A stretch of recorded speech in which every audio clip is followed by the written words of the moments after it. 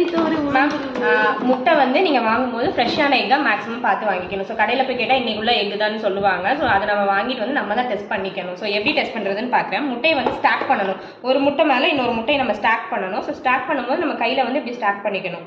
So stock பண்ணிவிட்டு சென்டரில் உள்ள கையை வந்து நீங்கள் எடுத்துட்டீங்க அப்படின்னா வந்து சென்டரில் இருக்க முட்டை சுற்றணும். ஸோ சுற்றுனா சுற்றும் முட்டை வந்து உங்களுக்கு ஃப்ரெஷ்ஷாக இருக்குன்னு அர்த்தம். ஓகேங்களா? ரொட்டேட் ஆகுதா?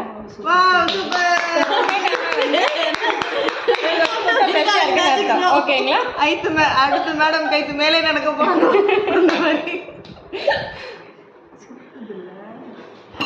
ஓகேங்களா? சோ இந்த முட்டை சுத்தல. இந்த முட்டை வந்து பழசு. கீழே விழுந்துருச்சு. இந்த முட்டை வந்து பழசு. சோ சுத்தல இந்த முட்டை. இங்க தெளிவா தெரியுதுங்களா? இந்த முட்டை வந்து பழைய முட்டைன்னு அர்த்தம்.